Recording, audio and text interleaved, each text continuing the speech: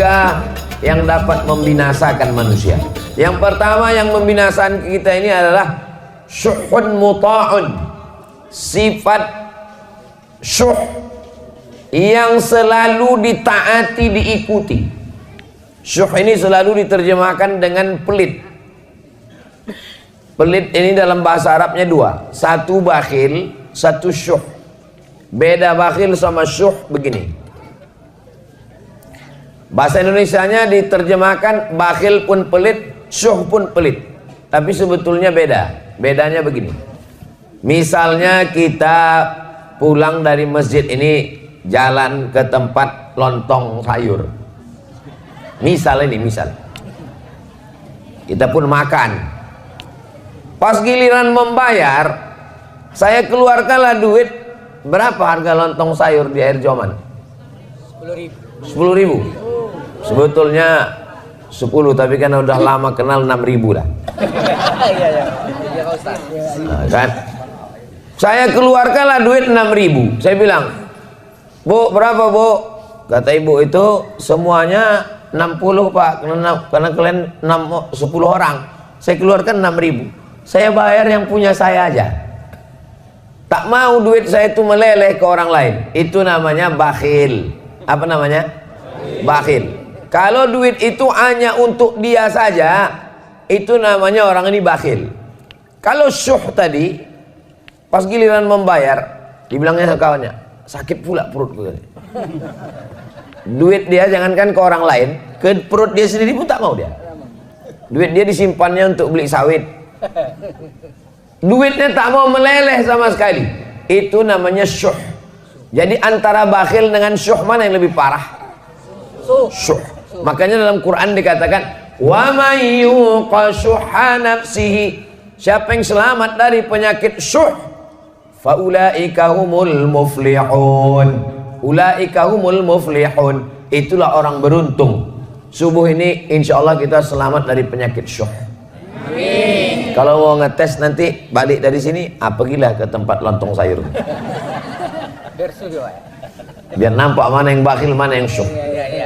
Biasanya orang kalau dapat meteran, dapatnya meteran, itu dipakainya untuk mengukur orang apa untuk mengukur dirinya? Mengukur orang lain. Begitulah orang kalau udah pengajian, dipakainya untuk mengukur orang lain. Habis itu nanti makan, ini kawanku ini udah bakhil nih nampaknya. Kawan ini syuh. Kalau kita tidak, kita kalau dapat ilmu itu untuk mengukur diri kita tidak bakhil, kita tidak syuh, insya Allah kita termasuk orang-orang yang dermawan, insya Allah. Amin. Makanya ada orang dikasihnya nama anaknya, siapa nama anak kau itu? Dermawan. Kenapa? Suka mencari derma. Dermawan itu bukan itu maksudnya. Dermawan itu dia suka berbagi kepada orang lain karena sudah selamat dari penyakit syuh.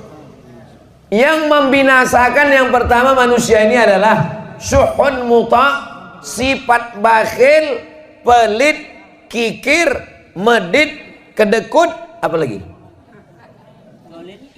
Polit,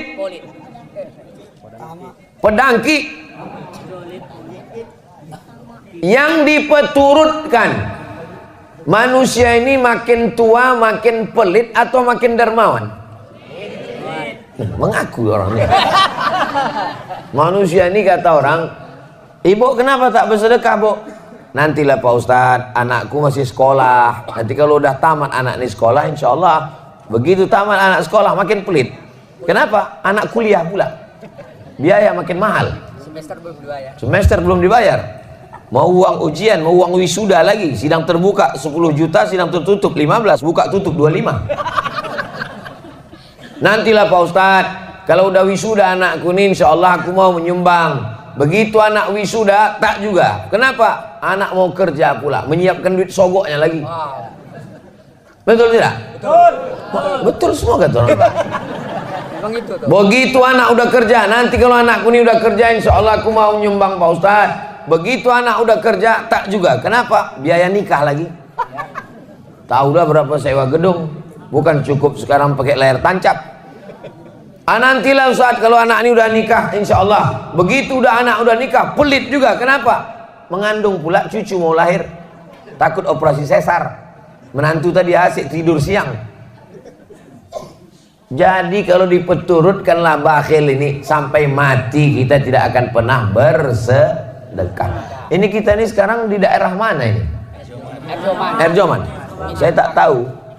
Berangkat dari Silaute, pejam mata saya tiba-tiba sampai pokok karet.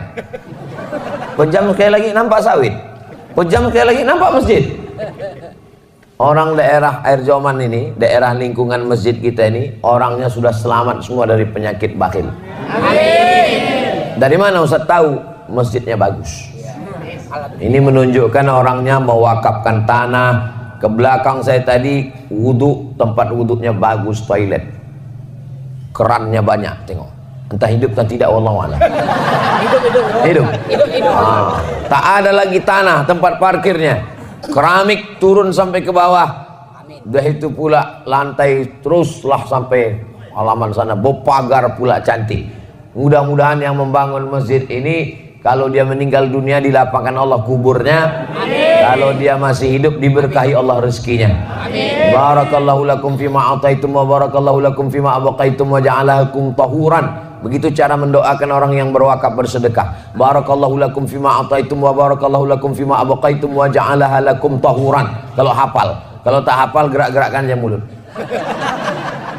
Mana tahu nanti ada orang minta doa kan. Bu, ibu kan orangnya pengajian, ya tolong doakan bu sedekah kami ini. Kalau ditanya apa doa ibu, so kau tanya, antu antara aku sama Allah aja lah. Nah, macam mana cara mengobati penyakit bakhil, bin medit, bin kedekut, bin kikir, bin pedangki, bin polit tadi? Cara mengobatinya adalah pergi ke rumah sakit menengok orang sakit, sakit jantung, darah tinggi, diabetes, kanker. Ada guna duit di situ? Ada. Guna duit untuk Pak Dokter semuanya. Duit bisa banyak, dokter bisa dibayar, rumah sakit bisa dibeli kalau orang kaya, tapi ada satu yang tak bisa dibeli. Apa dia? Kesehatan. Mudah-mudahan kalau ada di antara kita nih yang sakit, diangkat Allah penyakitnya. Amin. Yang udah sehat-sehat nih mudah-mudahan istiqomah insyaallah. Kalau mau menengok tak ada harganya duit, pergilah ke liang lahat di kuburan. Bisa dipakai untuk menyogok mungkar nakir. Bisa disogok untuk menyogok malaikat maut. Malaikat maut, tambahlah umurku, ku kasih 3 miliar. Bisa? Innama amruhu idza arada syai'an ayyakula lahu kun fayakun. Mati. Mimda mata ya bawati. Modar. Bapak Ibu yang dimuliakan Allah Subhanahu wa taala, inilah dia yang disebut dengan bakhil, pelit, syuh yang diperturutkan tadi. Kalau dipeturutkan bakhil ini memang orang tidak akan pernah mau berzakat. Siapa yang penghasilannya 1 tahun 85 gram emas, maka zakatnya 2,5%. 85 gram emas itu berapa tuh Pak Ustadz? 1 gram emas 1 juta. Sebetulnya udah naik 1.200.000, tapi karena kita udah lama kenal 1 juta aja lah. Pala banyak kali. 85 gram kali 1 juta berarti 85 juta. Siapa di antara bapak ibu ini yang penghasilannya 85 juta di total setahun, maka keluar zakatnya 2,5%. Kalau ditengok dari gayanya, orang ini penghasilannya seminim-minimnya 100 juta ini. Amin. Dari bunyi mengaminkannya aja pun tak yakin. Amin. Amin Pak Ustaz. Orang yang takut nyebut amin itu 2 kemungkinan. Pertama, karena takut ragu.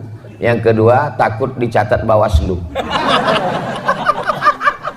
Saya pun hati-hati juga ceramah ini sekarang. Udah diawasi Bawaslu, tak boleh. Ustaz jangan sebut partai, tak ada aku sebut partai. Ustaz jangan sebut nomor, tak ada aku sebut nomor. Ustaz jangan sebut capres, tak ada aku sebut. Ustaz tak boleh sebut nama, tak ada sebut. Cuman ku bilang, yang tidur di rumahku kemarin, itu pun kena tegur juga. Tak boleh sebut-sebut calon presiden yang tidur di rumah Ustaz. Tahu yang tidur di rumah aku kemarin? Tahu. Tak boleh sebut itu. Yang kalian sebut lagi. Kalau mau sebut tak boleh bersuara. Payah kali ceramah sekarang. Lama-lama nanti keluar peraturan ceramah mesti pakai isyarat.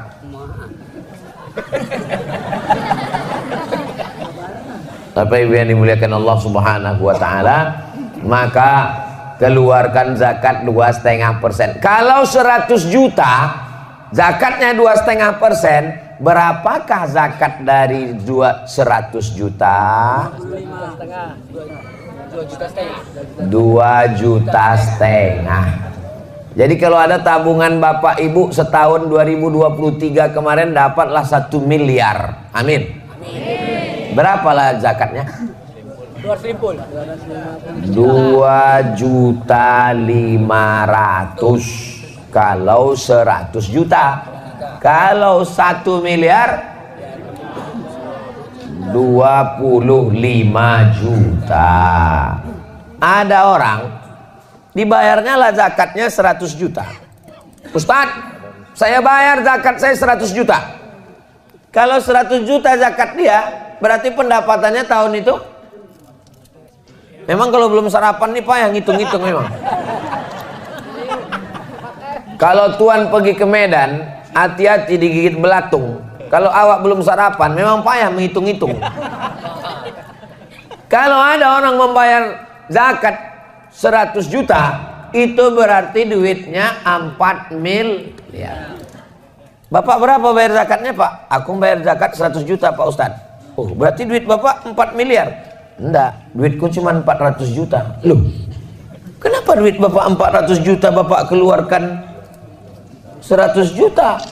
Bapak keluarkan 100, berarti Bapak salah hitung. Saya tak salah hitung Pak Ustadz. Kenapa Bapak keluarkan 100?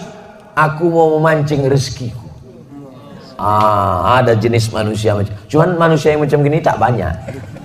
Udah hampir-hampir punah lah. Perlu dibudidayakan.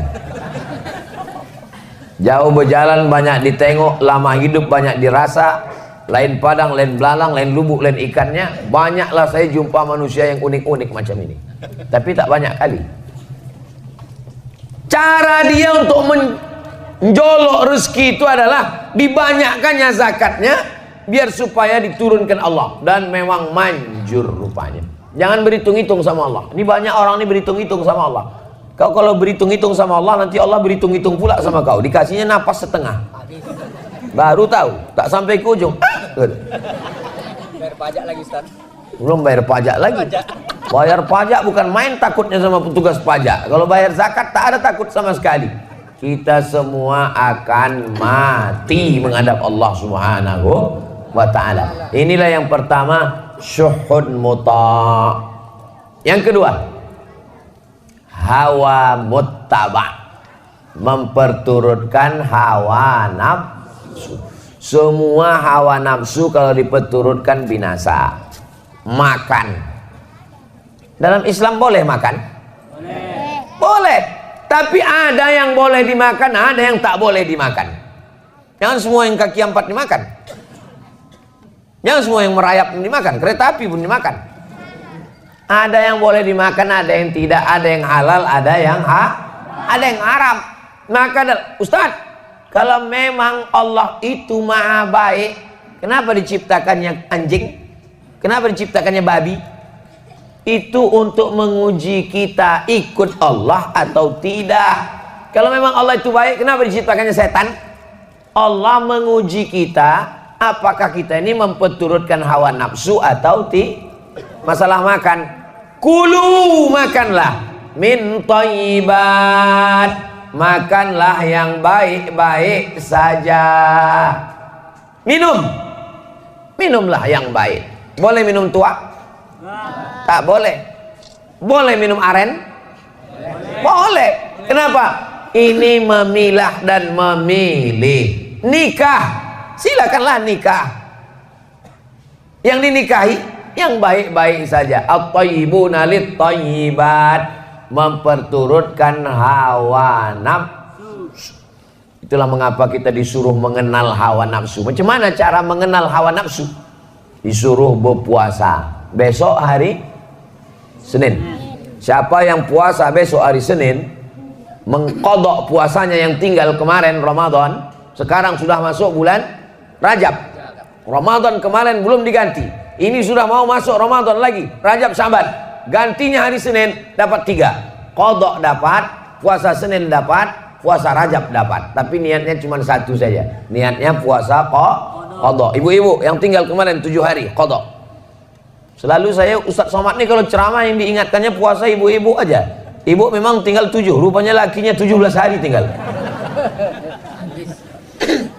Faman kana minkum maridhan, siapa yang kemarin sakit, au ala safarin, musafir, fa iddatum min ayyamin ukhar, diganti di hari yang lain. Itulah yang kemarin musafir. Ustaz kemarin ada musafir? Ada. Berapa jarak musafirnya? Jarak qashar sholat 89 km. Dari Air Joman ke Medan itu 180 km. Kalau tak percaya hitung sendiri. Bisa qashar? Bisa, lewat 89 km. Asal bisa qashar boleh tak puasa. Sampai di kereta api, makannya sate, dimakannya kerang, dimakannya udang. Datang orang, kau Islam, kenapa kau tak puasa?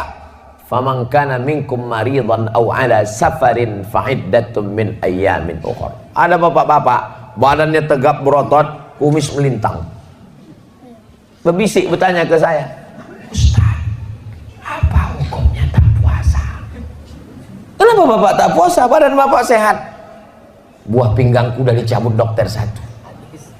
Tak bisa aku tak puasa Pak Ustadz, tak boleh kerja berat, tak boleh tak masuk energi ke badan, aku mesti puasa. Maka kalau bapak tak bisa puasa, diganti di hari yang lain. Tapi di hari yang lain saya tak bisa puasa Pak Ustadz. Ramadan tak bisa, Syawal tak bisa, Zulqa'dah tak bisa, sampai mati tak bisa. Maka dibayarkan fidyah. Apa pula fitrah? Dibayarkan fidyah. 1 hari porsi makan 3 kali, makan pagi, makan siang, makan malam. Lontong pagi 10, makan siang 15, makan malam 15, 10, 40. Jangan hitung-hitung sama Allah, hitung juga lah cendolnya, cuci mulutnya, buahnya, paketkan 50. Berarti yang tak bisa puasa sebulan berarti 50, 500, 1,5 juta. Hawa muttaba. Tapi kalau orang memperturutkan hawa nafsu, disuruh kita puasa untuk mengenal hawa nafsu. Jam 2 siang, mau orang kaya, mau orang miskin, mau diplomat, mau pejabat, kalau udah jam siang mukanya pucat, lapar, haus, mau mengamuk aja bawaannya. Betul? Menengok air sungai ular di Medan, mau menengok sungai Delhi, mau menengok sungai, ditengok air sungai Danau Toba, rasanya mau diminum semua, tak hilang haus. Tapi begitu terdengar suara azan, Allahu Akbar, Allahu Akbar, masuk 2-3 teguk kurma 2 biji, hilang hawa nafsu. Itulah hawa nafsu itu. Hawa nafsu ini semua rasanya. Anak-anak muda nih kalau sebelum nikah ini, wow, semua playboy cap tupai. Semua anak gadis orang mau dinikahinya. Tapi begitu sudah nikah, punya anak, pas ditanya, "Cemana?" "Cukuplah Pak Ustadz, satu ini aja pun udah mau mati kayak puasa." Begitulah hawa nafsu ini. Maka yang paling bahaya ini adalah memperturutkan hawa. Kira-kira kalau manusia ini dikasih duit 1 ton emas, cukup apa tak cukup? Lau kana li bani Adam wadiyan min zahab, seandainya manusia ini punya 1 lembah dari emas, ini bukit, di tengah ini ada lembah, isinya emas semua, walan tamla fahu illa turab, tidak akan pernah puas sampai mulutnya disumbat tanah. Nah, maksud disumbat tanah tuh mati, masuk liang lahat, masuk cacing tanah ke mulut, barulah kata dia cukup ya Allah. Makanya kalaulah orang tidak memturutkan hawa nafsu, selamatlah dunia akhirat. Doakan supaya yang ceramah ini pun tidak diperturutkan hawa nafsu. Amin. Karena tapi ustadz kan ustadz, masa ustadz digoda setan juga? Ustadz yang setan yang menggodanya ustadz setan juga. Dia memang setan, tapi di kalangan setan itu dia ustadznya setan. Kawasan Pak. Ustadz kan tamat dari Mesir. Iya, yang menggoda itu juga setan dari Mesir juga. Anak-anak buah Fir'aun. Maka didoakan jamaah ini kalau mendoakan jangan doakan cuma anak bininya, doakan juga ya Allah Ustadz Somad itu pun janganlah lagi dia dipeturutkan hawa nafsu, supaya kita ini bisa mengendalikan hawa nafsu. Nafsu makan, nafsu minum, nafsu jabatan, nafsu politik, nafsu kekuasaan, nafsu. Selamat daripada hawa nafsu. Selama masih makan, selama masih minum, selama darah masih mengalir, maka pasti ada hawa nafsu. Kalau mau tahu nafsu sudah tak ada ketika ruh keluar dari jasad. Bapak Ibu pernah tak menengok, waktu nengok jenazah pas buka, tiba-tiba jenazah itu bilang, ada tak lontong sayur? Katanya. Pernah nengok jenazah minta makan? Itu menunjukkan selama nafsu masih ada, artinya selama jasad ini masih ada ruh, masih bersemayam. Tapi kalau sudah tak ada lagi, insya Allah. Jadi kalau ada orang yang ngomong, Ustadz Somad, iya saya ini tak ada lagi hawa nafsu saya, berarti kau udah mati. Kita ini semua ada hawa nafsu, cuman bedanya ada yang mempeturutkan hawa nafsu, ada yang bisa melawan hawa nafsu. Usahakan kalau pengajian subuh itu berhentinya masuk waktu maghrib. Bagaimana pengajian subuh masuk waktu maghrib Pak Ustaz? Maghrib di Air Joman jam berapa? Jam 6 lewat 6 lewat 18 18.35. Maka kalau pengajian subuh buatkan sampai jam 6.35. Begitu cara mudah ngitungnya. Satu hari. 6.35 pagi nih Pak.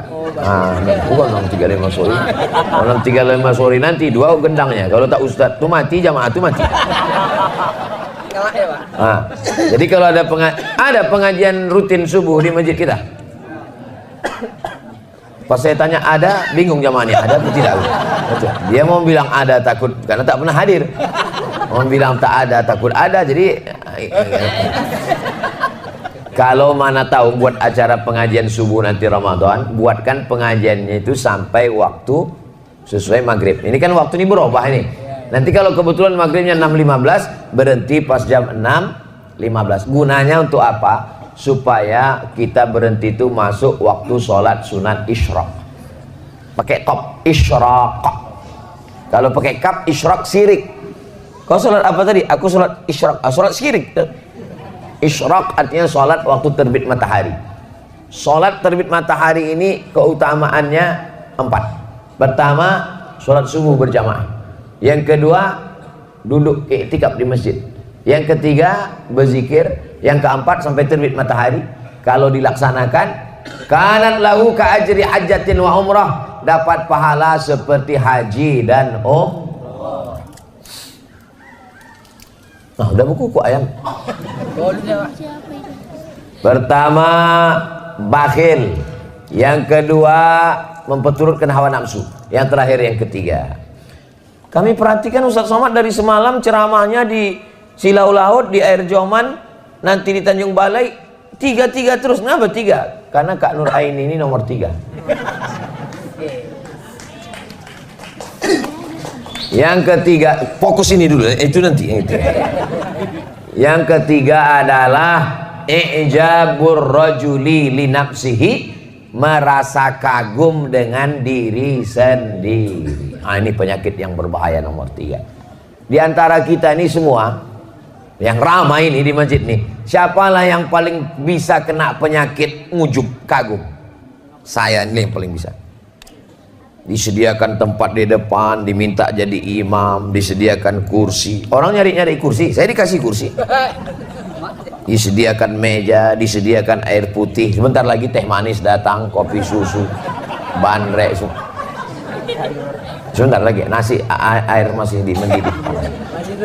Jadi yang paling bisa kena penyakit ujub saya inilah, ujub. Penyakit ujub itu apa? Penyakit merasa kagum dengan diri sendiri. Pak Haji, pernah Pak Haji sholat di masjid di Air Joman? Wah, masjid itu aku yang bangun, kalau bukan karena aku. Kalau bukan karena aku kemarin tak datang Ustaz Somad tuh kampung kita. Kalau bukan karena aku tak jadi tablik akbar. Kalau ada orang begitu, sikit-sikit aku bilang sama dia, Pak, dia dalam Quran tuh yang selalu nyebut aku ada 3. Yang pertama Fir'aun, yang kedua Qorun, yang ketiga setan, yang keempat Bapak. Sikit-sikit aku.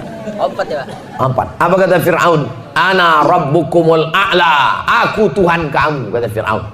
Apa kata Qarun? Innama utituhu ala ilmin indi. Itu harta yang banyak itu karena ilmuku, aku. Apa kata setan? Ana khairum minhu. Aku lebih baik daripada Adam. Sikit-sikit aku. Nah, maka selalu nyebut aku. Saya apa Ustaz? Sama sih. Saya sama aku sama aja. Bapak Ibu yang dimuliakan Allah Subhanahu wa taala. Nanti kalau ada yang bertanya, apalah judul Ustaz Somad itu ceramah tadi? Ada 3. Apa yang 3 tuh? Entah aku pun tak ingat apa. Ngantuk kali aku tadi. Ustaz tuh kadang-kadang nampak aku 3. Yang pertama adalah bakhil. Yang kedua memperturutkan hawa nafsu. Yang ketiga merasa kagum dengan diri sendiri. 3 itu jangan lupa.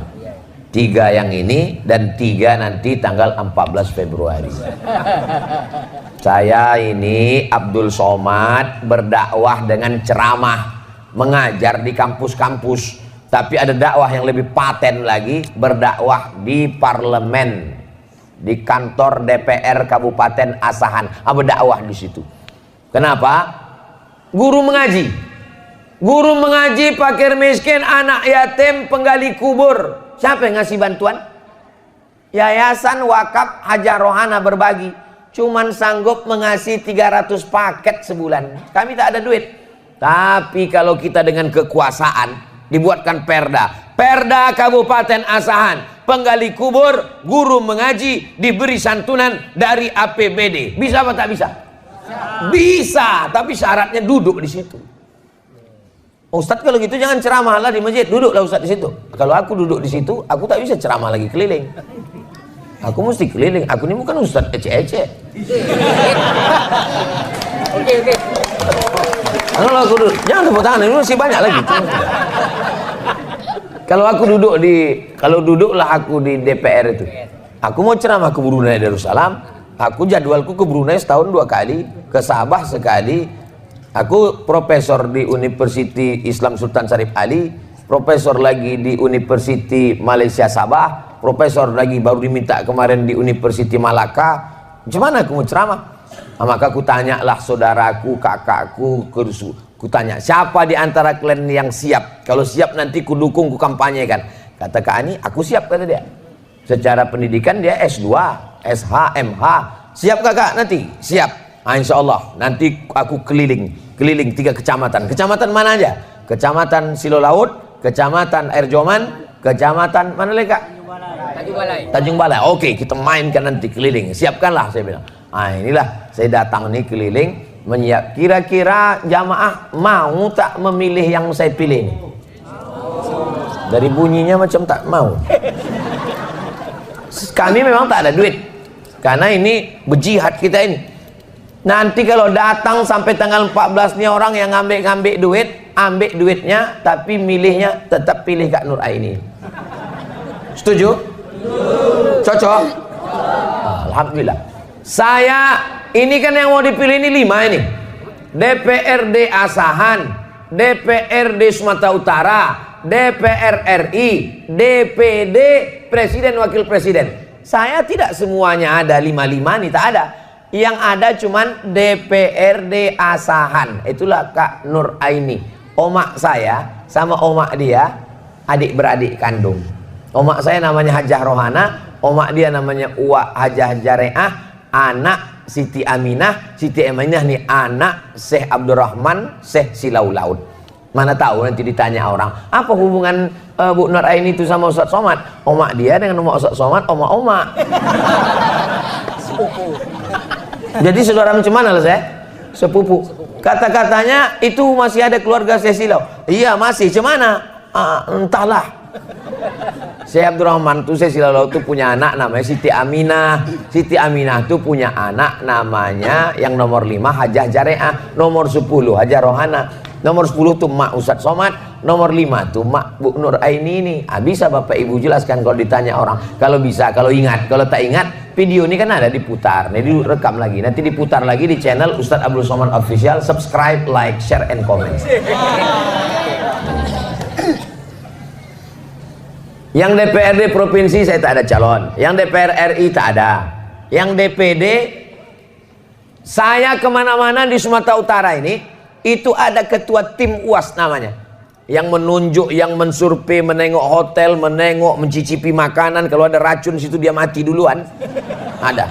Namanya tim Ustadz Abdul Somad. Namanya Bang Darwis. Mana tim Ustadz Abdul Somad? Bang Darwis. Berdiri dulu Bang Darwis biar nampak jamaah nih. Inilah ketua tim Ustadz Abdul Somad. Bang Darwis Halomoan Harahap Halak Ita Sasudena. Tunggu dulu Bang Darwis, duduk dulu. Belum. Bang Darwis ini calon anggota DPD nomor 6. Nanti waktu buka kertas, yang mana yang tim Ustadz Abdul Somad itu? Kalau pergi ke pasar Keramat, jangan lupa membeli kain. Kalau ada kakak dan tim Ustadz Abdul Somad, jangan pilih yang lain. Ini dia orang. Ingat, yang tepuk tangannya ya cucu nanti. Tepuk tangan kan main semangat. Bang cucunya lain. Kalau tak boleh nanti tangkap Bawaslu. Pokoknya yang mana tidur di rumah saya kemarin tuh. Itulah cuman. Duduk Bang Darwis. Bapak Ibu yang dimuliakan Allah Subhanahu Wa Taala, kita jawab beberapa pertanyaan ini. Jangan kemana-mana, kita lanjutkan setelah yang satu ini. Ya kalau di TV begitu. Kok ditengok dari tebalnya pertanyaan ini, azan-azan asar lah baru selesai. Cuman jamaah siap? Siap. Wah, luar siap, biasa air zamannya. Bagaimana cara mendidik anak yang nakal, susah disuruh sholat? Dari kecil telonjak-lonjak, sudah besar terbawa-bawa, sudah tua terubah tidak. Jadi mendidik anak ini dari mulai mencarikan ayahnya. Bapak punya anak gadis kan? Bapak yang punya anak gadis kalau mau mendidik cucu, waktu mencarikan ayahnya. Bapak yang punya anak lajang kalau mau punya cucu soleh, waktu mencarikan omaknya. Makanya buatkanlah fit and proper test penerimaan calon menantu. Khusus untuk masyarakat Erjoman, ketua tim seleksi, serahkan nanti ke Bang Darwis, dia ikuti. Untuk tim seleksi, tim penguji Abdul Somad. Jangan mencari menantu karena sawitnya luas, karena duitnya banyak. Kusangka Pak Ustadz kalau nikah sama dia aku bahagia. Baru kurasakan Pak Ustadz. Cuman rasanya Bu nikah sama orang tak sembayang, macam tidur sama babi hutan Pak Ustadz. Kunci, kalau kebetulan tak sembahyang jangan tersinggung. Kunci mendengar ceramah Ustadz Somad itu satu saja, jangan tersinggung. Beberapa jamaah tersinggung pulang meninggal. Nah ini langkah yang pertama, lakinya mesti sembahyang, bininya mesti sembahyang. Kata almarhumah mak saya, aku waktu mengandung kau, sesusah apapun tak pernah sembahyang ku tinggal. Sakit pun aku tak pernah sembahyang ku tinggal. Aku mengandung kau, sejak dari dalam kandungan kau ini memang tak pernah tinggal sembahyang. Jadi ibu jangan tinggalkan sembahyang, paksa-paksakan sembahyang. Lalu kemudian setelah anak ini lahir, bawa dia ke masjid. Tengoklah betapa senangnya saya pagi ini menengok, karena yang datang ini anak-anak muda aja. Ada cuma beberapa yang tua, cuma tak banyak kan. Kalau orang tua ke masjid itu biasa, karena malaikat maut udah dekat. Tapi anak-anak muda ke masjid ini kan luar biasa ini. Anak muda, syabun qalbuhu mu'allaqun fil masajid. Anak muda yang hatinya tergantung di masjid. Anak muda luar biasa.